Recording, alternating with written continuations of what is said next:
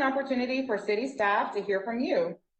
In the room tonight, we have Ryan Bergman, Strategy and Budget Director, Kelly Flannery, CFO, Pam Weidman, Director of Housing and Neighborhood Services, and on the WebEx, we have various city staff, including Liz Vapson, the Director of CDOT, and Holly Eskridge from Economic Development.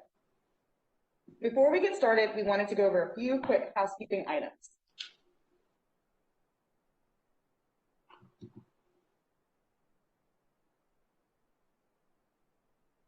Then we'll do a quick budget overview where we'll share some of the City of Charlotte's budget highlights. And then we want to turn the meeting over to you so we can hear from you. And then we'll share some budget resources so you can stay connected with us. During this listening session, our goal is to collect feedback from our community, and we will answer as many questions as we can live. Anything that we need to go back and research will be posted online.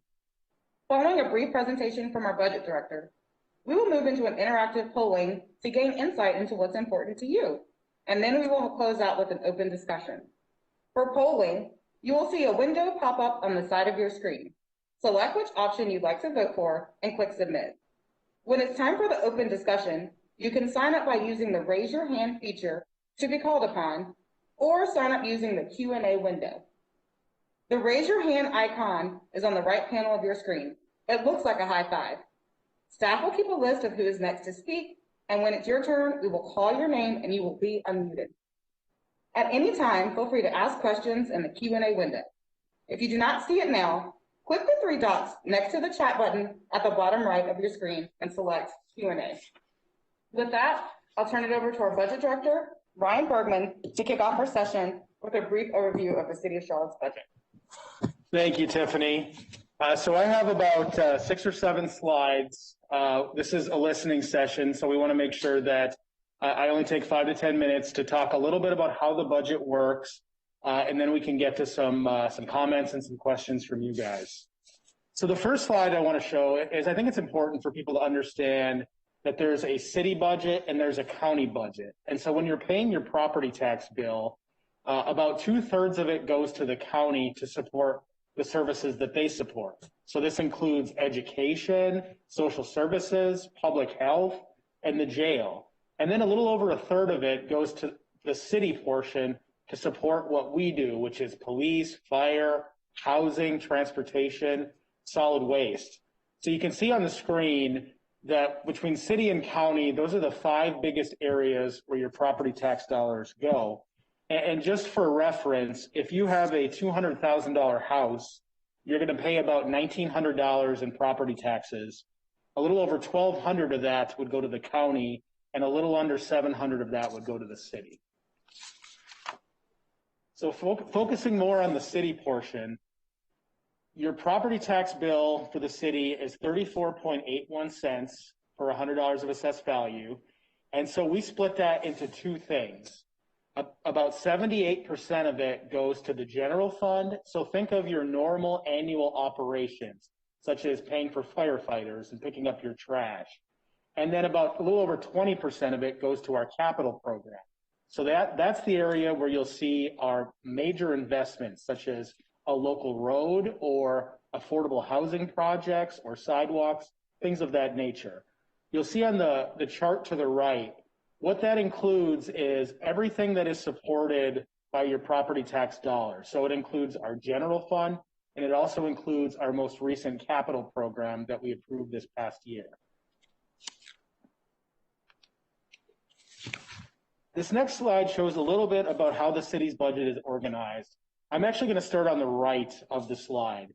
So you'll see things that you've probably heard a lot about: our airports, the CATS transit system, our water system, stormwater. All of those are supported by sources outside of property taxes. So in aviation's case, you only pay for the airport if you use it. For CATS, there's a dedicated half-penny sales tax, and for water and stormwater, you pay your bill each month. But the point of those is they are separate from our regular governmental funds, which are supported by property tax. Those enterprise funds are, so that's why we call them enterprise funds. And then under that, you have special revenue funds. So these are things that are directed by the state or federal government typically that they can only go for a specific purpose. And so the best example of that is if somebody stays in a hotel room in Charlotte, they pay a tax on that. The city gets that, but they have to spend it on something very specific to help tourism activities. And then finally, when you get to the left, those are the main funds that we typically talk about when we consider a city budget. Those are our governmental funds. You can see the general fund where the operating budget occurs, and then you see the big departments that go into the city's general fund budget. This is another way of looking at those three funds. You have your property taxes, which add up to about a little over $500 million in the city. Sales taxes, which is about $128 million, which does not include the dedicated transit piece, which goes to CATS. But you can see where each of those goes into the buckets. So the bottom two buckets are what supports our capital program. So our capital program, the biggest component of it is a bond referendum every 2 years that voters will vote on. And so you'll see that this upcoming budget is actually not going to be a year where we have a bond referendum. So we're still going to be spending off of the $197 million referendum that the voters approved this past year, which included $50 million for affordable housing, over $100 million for transportation, and then the remainder was for specific neighborhood improvements. But one thing we are doing in this budget is we're trying to come up with a blueprint for our next 5 years of capital spending. So you'll see the dotted lines on the screen, which show that we will be going to the voters in fiscal year 2023 and fiscal year 2025. And it's very important that we start to plan out how we're going to use the money that we think will be available. So I think it's important that I make the point here that everyone you see here and on is city staff, and we are not the decision makers for the city of Charlotte. What our role is to analyze problems, recommend solutions, and more importantly, implement the priorities that City Council gives to us. The City Council is in charge of the budget. They are the deciding force that approves or rejects it. And we try to build the budget off of the City Council priorities that they approved, which are on your screen on the left. And so on the right, I just have a few examples of initiatives, excuse me, that are ongoing that support various City Council priorities. From work on a job strategy to Save Charlotte to corridors of opportunity, all of these are examples of initiatives that could have their own 2-hour meeting just to get into some of the things that we're trying to do as a city. The budget process roadmap. So we begin the budget process each year in October, but it takes until January for us to start consistently giving information to the public, information to City Council. From February through April, we have 3 budget workshops. Our next one is April 7th, and they are televised. And then what happens is in May of each year, the city manager gives a proposed budget to City Council. So it's his document and staff up until that point. And then from May until it's approved in mid-June, it's City Council's prerogative to adjust funding, add funding, remove funding, things of that nature before they approve it as their document. So in this environment with COVID this past year, we've been really leaning on our virtual options to try to make sure that City Council or that citizens are engaged with our budget process. So we really appreciate those of you who have joined today. We also want to make sure that you take our budget survey if you haven't yet, and our budget simulation tool. I think we've had over 600 people take our survey so far. So we want to keep using that, and it's really important feedback that we can use when we develop our proposed budget. So as we get now to the questions part, so what our role is here is this is a listening session. So you'll be able to give feedback, you can ask questions. If staff here has any extra context that we can help with on a question, we will certainly do so. If it's something as simple that you are recommending more funding for something, we may just say thank you. But we want to make sure that we give the majority of the time to you. And what we're going to do with this is our 3rd listening session. and we're going to take the information and compile it into a document of budget feedback from these sessions and from our survey that we will share with City Council, who is your governing body.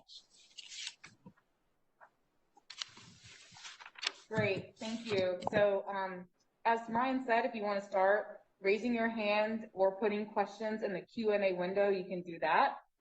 In the meantime, we have a super fun poll to get us excited and ready to go. And so we're going to pull up a poll question.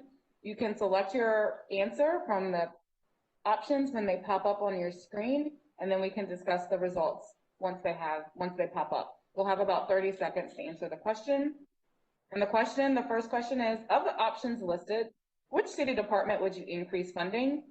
Police, housing and neighborhood services, transportation, economic development, solid waste services, or innovation and technology? So you can select your option now.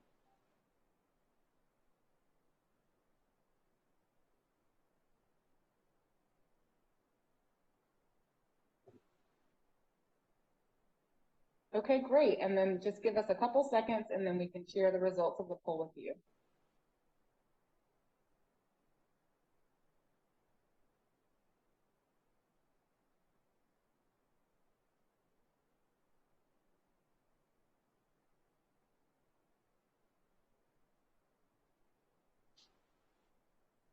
Okay, that's super helpful.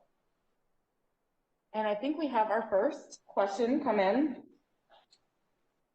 Can you shed some light on why plans for Harrisburg Road, Pence Road, and East Side strategy plan in 2001 were not included in the Future of East Side plan recently discussed on March 4th? So can you say those roads again? Yeah, sorry, it's Harrisburg Road and Pence Road and East Side, and the East Side strategy plan that was in 2001.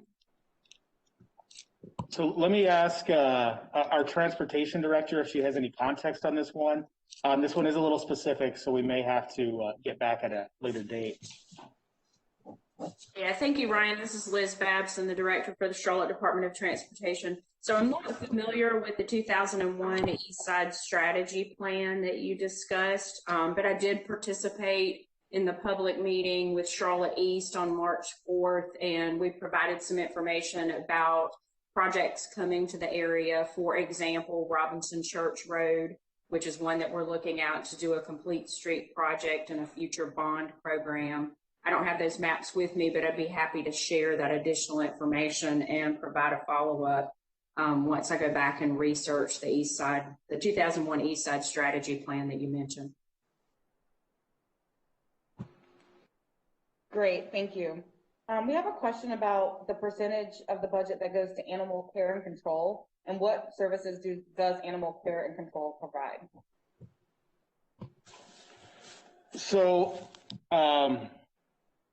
animal care and control is funded within the police budget. I'll ask one of the budget people that's on to try to get the exact amount. They can put it into the chat or on Facebook. But we're required by the state, either a city or a county, to have a shelter location for animals. So we have a consolidated city-county where we have an agreement where we each do specific things. So in that agreement, the city is responsible for that. So you'll have animal control officers, and then you will have the adoption shelter that is located out by the airport. So I mean, those are the services we provide as required by the state. Great. In what ways does the city support small business development? So I'll kick that to our Economic Development Assistant Director, Holly Eskridge, in a second. We recently did have a very big investment of over $50 million through the CARES Act to small business programs. So Holly, if you want to talk a little bit about that. Sure, I'm happy to. Thanks so much, Ryan. Yeah, as Ryan said, we had about a $50 million investment in CARES Act money. The CARES Act money was from almost around a year ago, and that was for the initial stimulus bill by the federal government. And our city leadership really took the initiative to put a large emphasis behind supporting our small businesses that have just been hurt so much with the pandemic. And so really we focused on some actual grant giving programs. This is new. This was brand new for the city as far as giving money directly to businesses for operational support. We worked with our partners. We have a very extensive list of partners in this community. And so those partners actually together, we funded 11 with $2 million. They actually served over 15,000 businesses. So really excited about that work. And then we also funded some work around innovations. So what do small businesses need to innovate to be able to deal in the current situation and then post pandemic? And so that was an excellent, I would say, sort of holistic support of our small business ecosystem. Currently, a couple of things that we do have is we have an Open for Business website, and then we also have charlottebusinessresources.com, and these two resources act as a first place for small businesses to go and see what is available in the community, whether that is financial or that's actually just technical assistance. The city, again, is so fortunate to have some amazing partners. And then we also have something called Amp Up Charlotte. That's AMP Charlotte. Amp Up Charlotte is actually for minority entrepreneurs who their companies are in a state of business growth. And so that program is actually nationally recognized as one of the most successful in the country. And we use the Enterprise Streetwise MBA curriculum for that and have a local instructor here. It's a great program. Really recommend people check it out. Thank you. Another question from the group. Have there been any considerations of reallocating police funding to create more mental health and community health centers?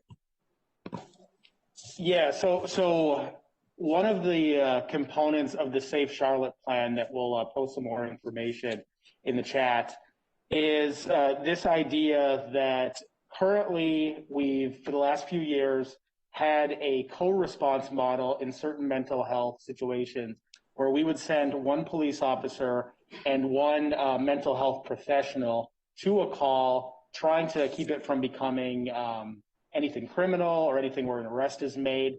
And so there was some success there. And as part of the Safe Charlotte plan, we've actually doubled the number of teams. So that's police officers working with the mental health professionals. But on top of that, the Safe Charlotte plan also has a recommendation in it to work with a consultant to develop a single response model where certain low-risk mental health calls that go to 911 that previously may have been answered by police officers, now the risk will be assessed, and we would try to send one EMT and one mental health professional to those calls, so police aren't involved at all. So right now that's in the process of they've selected the consultant to help develop it. It's modeled after some successful programs in Eugene, Oregon, in Denver, and we're really excited about where that may lead us as a city. Great. We have a question about housing. It says, what is the budget for housing and what services are available for affordable housing within the city of Charlotte?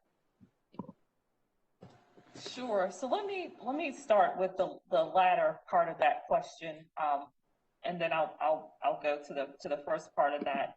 We have a number of services or housing programs that are available throughout the city that are city-led. What I would encourage you to do is visit our webpage. It's charlottenc.gov/HNS, and you can see our housing programs there. Just to highlight a few, we have 2 different down payment assistance programs. Those programs are lender-driven. If an eligible homeowner can get down payment assistance from those programs. We've seen as much as up to $10,000 in down payment assistance. We also have some rehabilitation programs that help address deferred maintenance in housing and help people remain in place. Those are largely eligible for households earning 80% and below the area median income. So household of 4, that's basically around $72,000 for a household of 4. And so again, I would encourage people to visit our website. We also have our housing trust fund. Ryan alluded to this a little bit earlier. Recently got approved $50 million, and that is designated to develop new affordable housing in our community. And then we also help preserve both single family and multifamily. We have an acquisition rehabilitation program.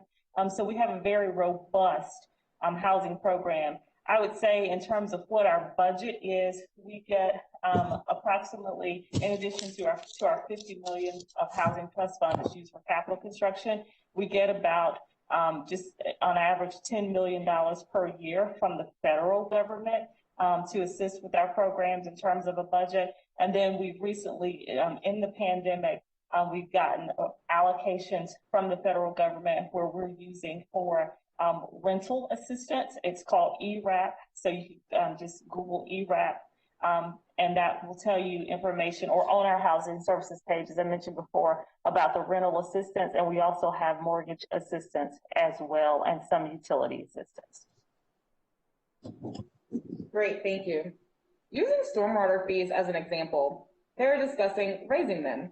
If we have more residents paying those taxes, why don't those funds cover increased expenses of added stormwater drainage needs? This applies to many areas of taxation as the population continues to increase. Sure. So there's a city stormwater fee and a county stormwater fee. The city very likely will have a very mild increase, like as part of the normal capital plan, of a couple to few percent, perhaps. That's not developed yet, but that's kind of in line with where it's been. I think there's been some coverage, and I don't know a lot about this, that the county was considering raising stormwater fees a little bit beyond that. So as far as the city portion, it really all goes into a big financial model where some of the growth of more houses paying fees does cover some of our costs, but it doesn't cover all of the costs. And new infrastructure projects in stormwater, water can be very expensive. And so typically it's built off of a rate model of mild, consistent increases to stay with inflation, and also to make sure that we're providing good maintenance of our existing infrastructure and also developing new infrastructure for future problems. Okay, great. Another question about CDOT. Last year I requested a crosswalk for Dollar General on Sugar Creek. What is the status of that sidewalk, and is that something that can be funded in the upcoming year? Sure, this is Liz again. I just posted the response to that in the chat box as well. But I'm happy to report that the city has a capital funded program called Corridors of Opportunity, and Sugar Creek Road is one of the 6 corridors that we're focusing on transportation infrastructure improvements. So that project will be likely given consideration for funding through that effort. At this point, we haven't finalized the list of prioritized recommendations, but based on this question, I'll go back and make sure that that's one of the projects in consideration. Great, thank you. What is the plan for any money received from the upcoming stimulus bill that is expected to be signed by the president later this week? So I need to make sure that I don't get ahead of my bosses here, both the city manager and city council. So there's been changes of that bill over the last week. We are tracking it. Kelly, do you want to talk a little bit about the bill itself, how it's structured? Sure. Currently, the city is expecting to receive about $149 million. As the budget director said, there continues to be changes to that legislation as recently as yesterday. I think the current plan is the rollout of that funding would be over a period of time rather than all at once. So we're trying to get the details and take that under consideration, but I think the expectation is there would be a similar dedication to the community and how we can best utilize those resources externally rather than internally. And so while we want to stay on top of the legislation and we track it, we need a final document before we can present to the city manager and city council options on what they may want to do since it's their decision. Okay, and we have a speaker, Diane Gonzalez. Hello. Hi, yes, we can hear you. Okay. My concern is for the budget for the police department. And as it is, it takes the police longer than usual for them to be at these calls. And I don't know if we're short-handed, if we just don't have enough police. But if we defund or if not increase the budget for the police department, my concern is law-abiding citizens not being heard, and that maybe those that want to defund the police may or may not be law-abiding citizens. And if they're not law-abiding citizens, I think they would be for the police not being at the scene or wherever they need to be quickly. I'm not sure what can be addressed as far as, I don't know how many people there are criminals that are okay with defunding the police and this is what they want to do, but I think it makes the city unsafe. And I believe that a lot of people want to live in a safe city. And I also believe that a lot of people that would dial 911 would want the police there as soon as possible. No matter the call, I don't think that it's right to cherry pick what call it is, whether it's domestic violence or not. I think the important thing to note is that any single person that does dial 911 expects the police to be there as soon as possible, period. So I'm just concerned that criminals can help with the decision of defunding the police. And of course, that would be a great thing for them. I'm more concerned on a safe city, and if it means that we are protected because there are more police and they can be at your address as soon as possible, then I rather fund the police for a safe city. I would love Charlotte to be known as the safest city. Thank you. One of the ways that we track our personnel, including in police, is trying to use data wherever possible. So we have about 1,800 police officers. A little over 3/4 of them are on patrol, typically responding to 911 calls as well. And as a city, we get more than 370,000 911 calls each year. So it's a big city, of course, people-wise, but it's also a big city area-wise. So it's important that we design our response model so that we're able to respond to these 911 calls, as you mentioned. So acknowledging your feedback, that is a metric that we are consistently tracking, trying to make sure that we have the appropriate personnel to respond to those types of calls quickly. Okay, we have another question from the audience. How do you get the city to consider expanding transportation to an area? I've lived near Arboretum for so many years and it has been largely overlooked regarding mass transit. Links and others have targeted college needs and now towards Huntersville and Gastonia. I wonder how we can get our area on the discussion list. So, I mean, I'll take a quick stab at it. I'm not sure if Liz has anything or if this is more focused on transit. But whether it's transportation or it's transit, one thing that I think we're good at with transportation is trying to give a lot of opportunities for community input and community engagement to turn into plans. And even though it's, sometimes you can't get as far along on a plan as you would like in a reasonable period of time, we do have a number of neighborhood plans, a number of master plans around transit or transportation options. Liz, do you have anything on that specific area?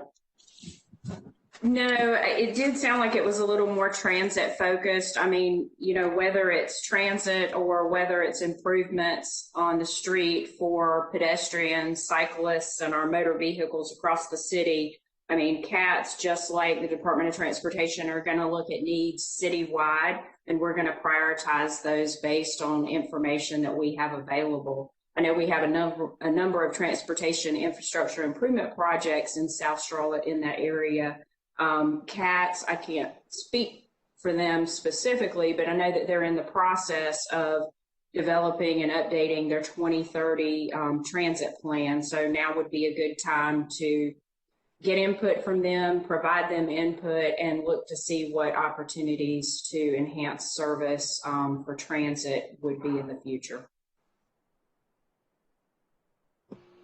Great, thank you. I have two questions about police from two different attendees. I'm going to combine them into a two-part question. The first question is, how can citizens get a more detailed access to the police budget? And the second question is about the management, especially for crisis management. Who is responsible for determining the allocation for that portion of the police budget, and where can we see those funds? So answering the second question first, the police budget is open. Last summer, we actually had a number of budget committee meetings discussing the police budget in detail. If you go to the budget website and you look at budget committee meeting materials, August and September of 2020, we had a lot of information that we provided to City Council specifically on the police budget. We provided all of the equipment they bought in the fiscal year. We provided a presentation with a breakdown by division. So that information is publicly available. I mean, we produce a 500-page budget document that doesn't go into the big details as far as like divisions or things of that nature, just because we can't, we're not going to hand out a 10,000-page document. But we do on the open data portal typically put our more detailed information that has each of the all general fund budgets as far as divisions and things like that, if you're really into the numbers. But I think a good starting point would be in August of 2020, there was a presentation at the budget committee that tried to piece out the police budget into what's personnel, what's non-personnel. The reality is that once you take out 911, animal care, and then what we get reimbursed for by providing protection at the airport, what's remaining of the police budget, which is about $257 million, 86% of that is actually on personnel and benefits for officers. So it's a very labor-intensive service, and that is where the vast majority of the dollars do go. We have another question from the audience. With the impacts of the pandemic persisting, what is the likelihood of the city cutting its budget across the board for all the departments? And if there is a broad cut, would there be an impact to service delivery? So I really appreciate the question. It's a budget-specific question. I love it. This past year, I became the budget director in November of 2019. And so that my first year as the budget director will be one that I will certainly always remember forever. But because of the strong financial management of people who were in Charlotte long before me, because we have these strong policies around having X fund balance and not spending your fund balance on ongoing costs, I think as a city we were better prepared for the pandemic than many other big cities across the country. We also, not to get too far into the weeds, but we also protect our general fund from some of the really volatile revenue sources.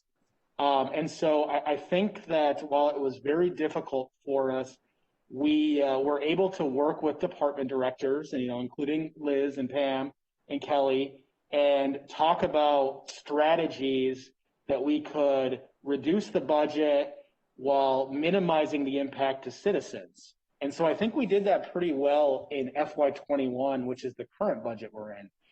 Now we're in the process of developing an FY22 budget. And while some aspects of the recovery from COVID have been good, there's also been areas that have been lagging. And, I'm frequently giving updates to City Council.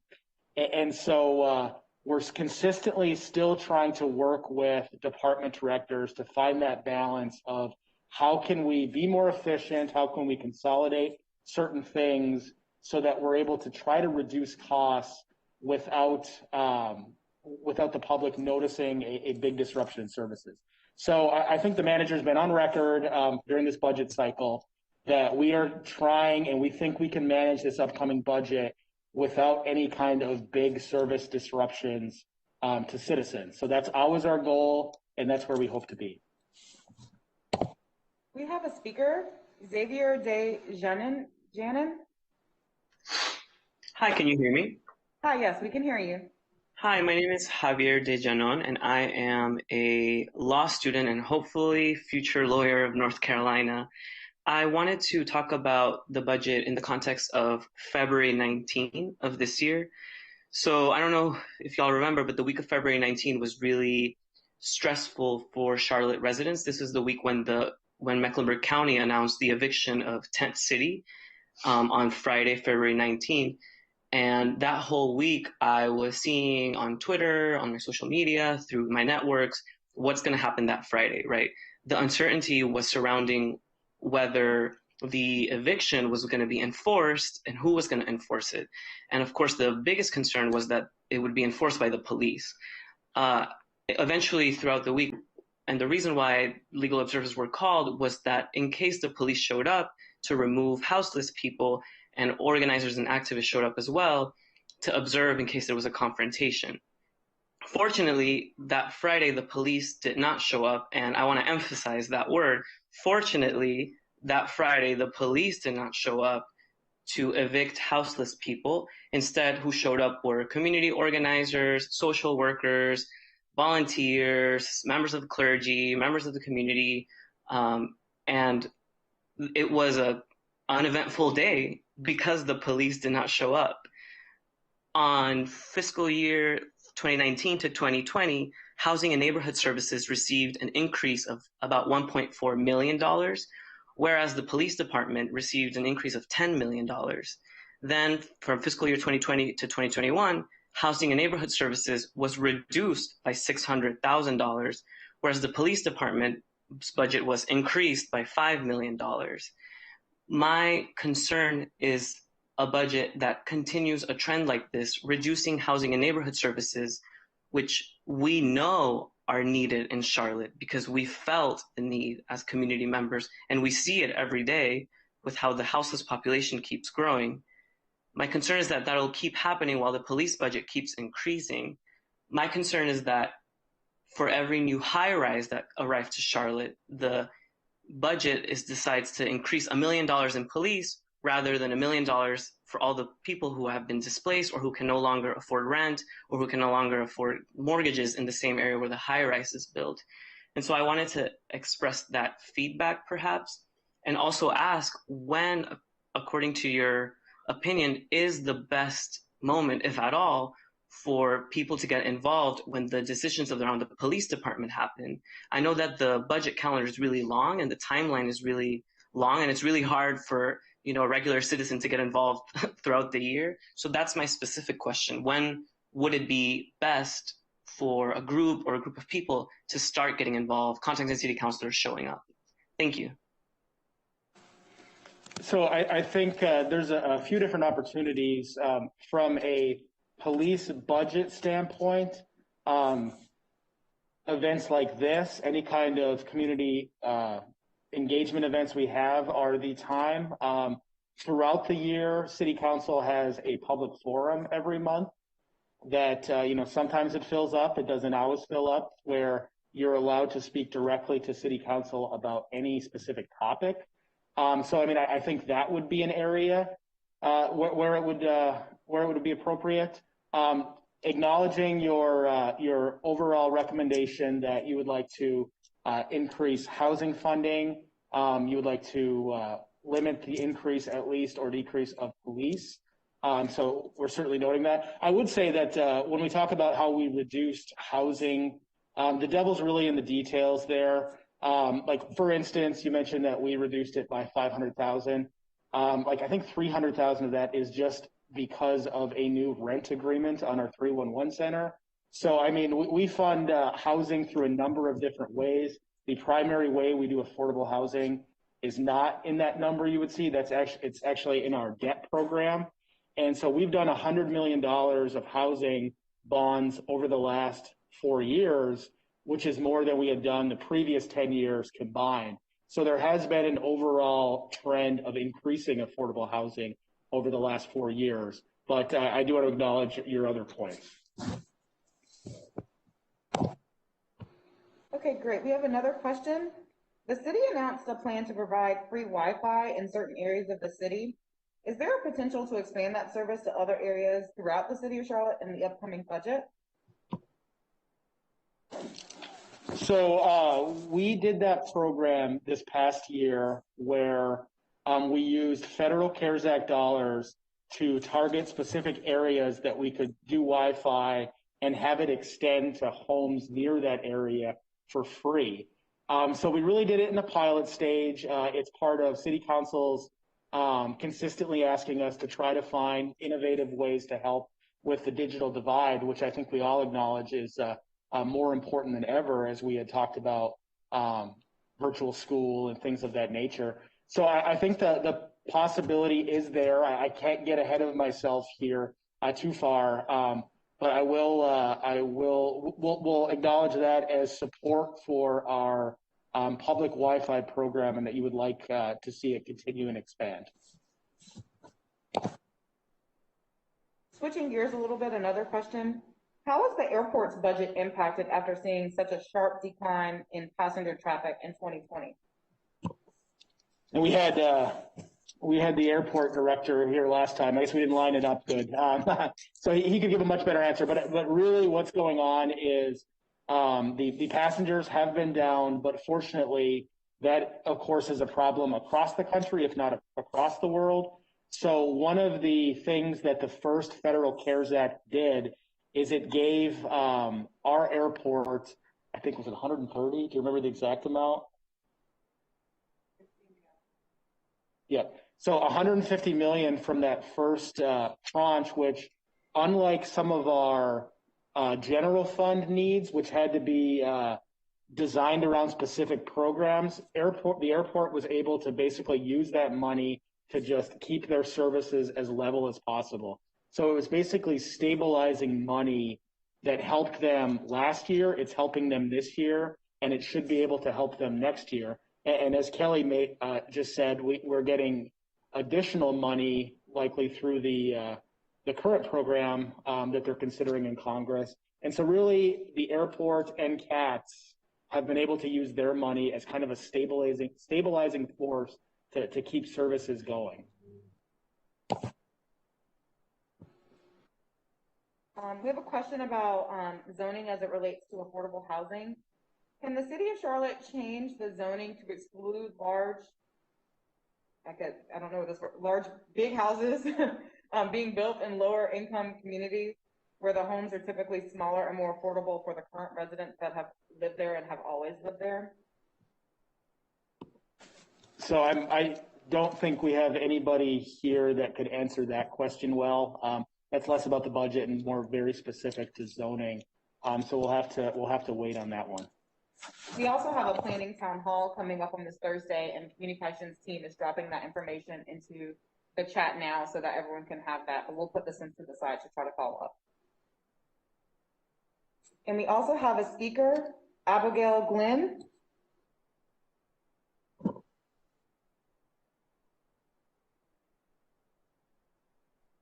Can you guys hear me? Yes, we can hear you. Good. So I just have a quick question.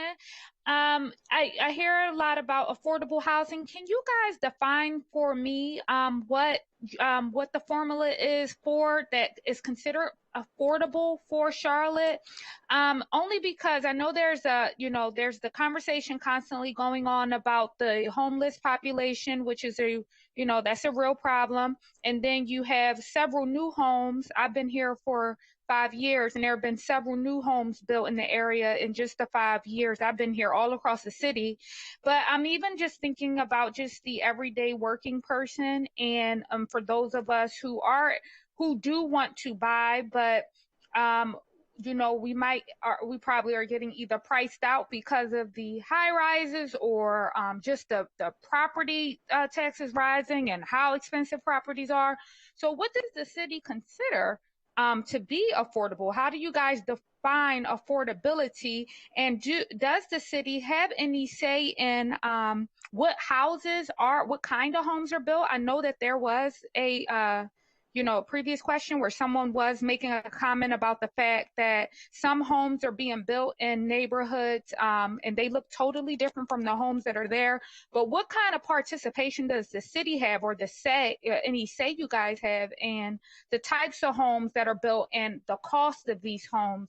Just because there's always going to be people standing in the middle like myself who, I'm in a position, I rent currently in Charlotte, but at the same time, if I wanted to buy, there are barriers there too. So I've just wanted to find out, what role does the city play in ensuring that affordable is affordable, and how is affordable defined?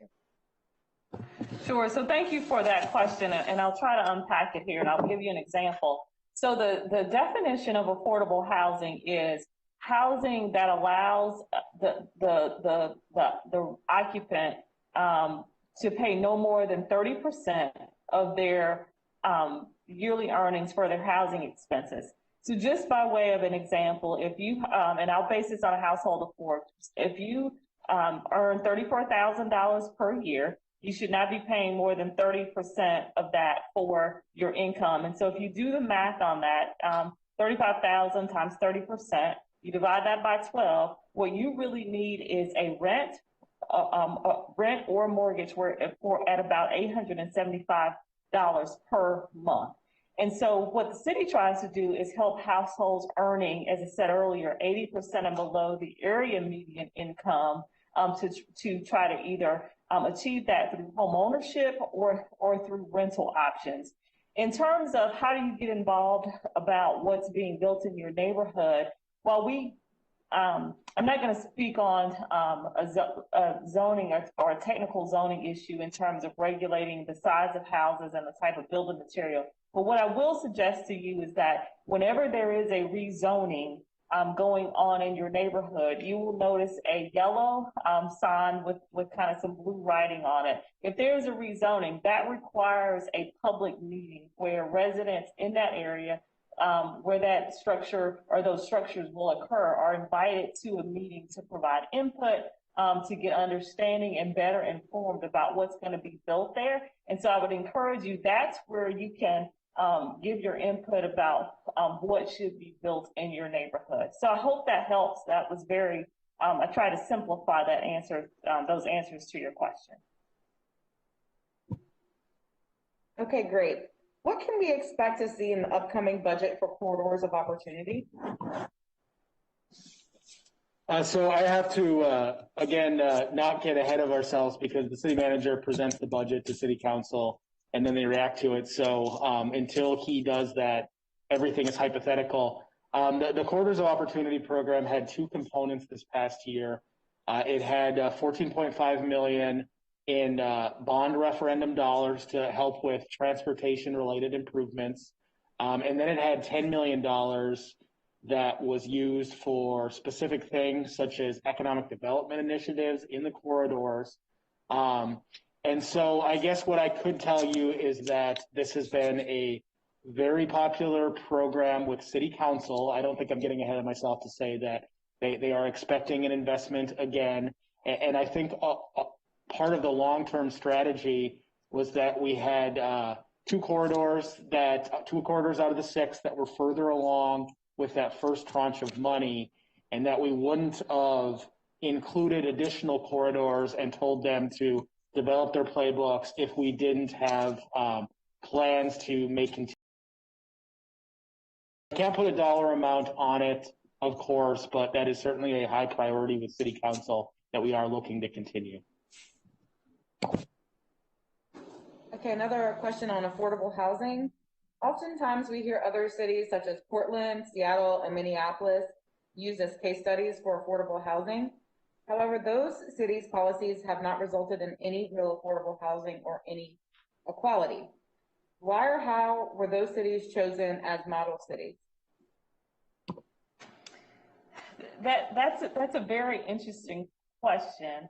I think so. I'm not really sure why they are chosen as model cities. What I will tell you though is that as quiet as it may be, Charlotte, the city of Charlotte, is often referred to as a best practice city with some of the programs we have. So, for example, our housing trust fund, we're very fortunate as a city to have a local source where we can leverage additional state and federal dollars.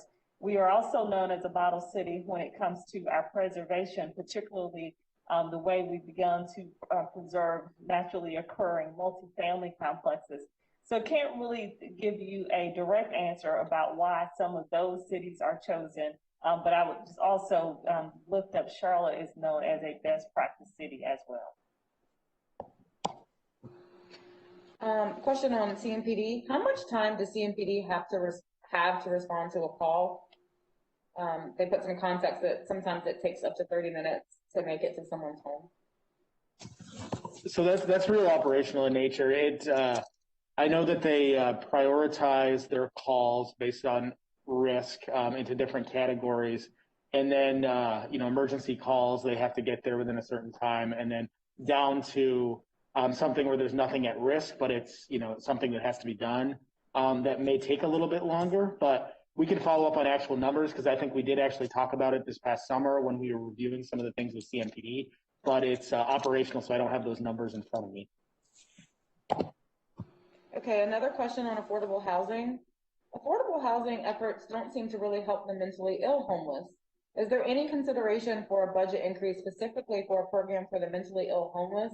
I realize it's a very difficult situation, but would like something to be done. Thank you for that question. So the city and the county work together, and what I will tell you is that often, mentally ill people not only need a safe place to call home, but they require a great amount of supportive services, that those wraparound services to address that mental illness so that they can thrive in their permanent supportive housing. And so in order to fully help a mentally ill person, the city focuses more on the capital side of that, to ensuring that the structures are on the ground so that they have safe housing. But the county really focuses on kind of that health and human services portion for the individuals. Okay, question about the police budget. Is it appropriate for police, or is it the standard practice for police to be receiving almost 50% of the city's general fund budget when we have things like Tent City that are currently going on within the city? And what can we do as residents to see CMPD's budget reduced so we can spread equity throughout the city? Making your feelings known at events like this, or how you get your voice into the room for issues like that.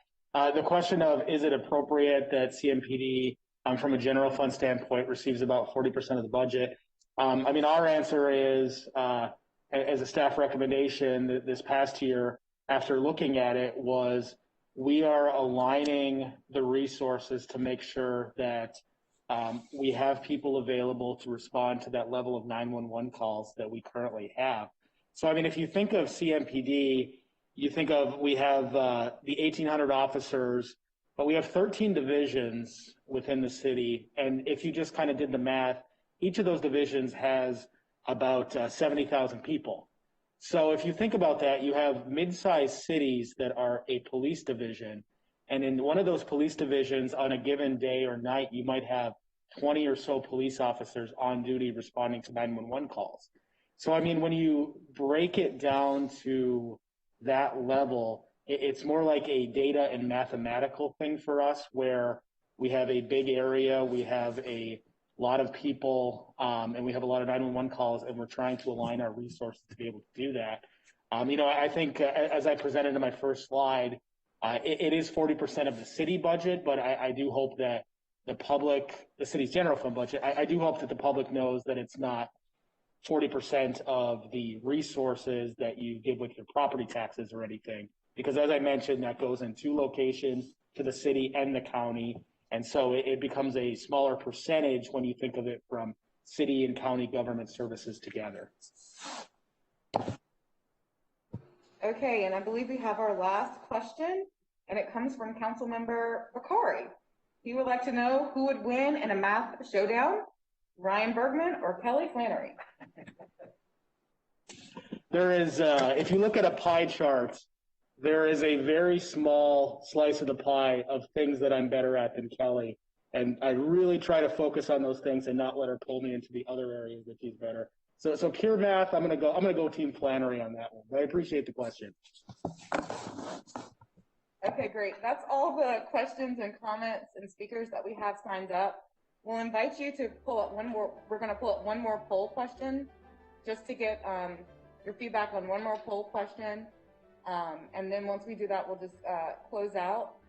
And that poll question should be popping up momentarily. It is, which of the following city strategic priorities is your highest priority?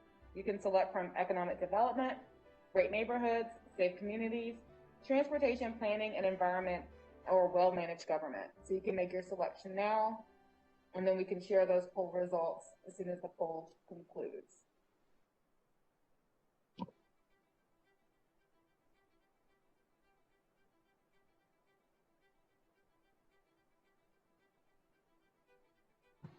Okay, just give us a couple more seconds and then we can show the results. It looks like, I was told to share the results out loud for people who are listening. So it looks like a 3-way tie. It looks like a vision test for me, but it looks like a 3-way tie between economic development, safe communities, and transportation planning and environment. So that concludes our third listening session. I really enjoyed this one. I thought we had a lot of really good questions.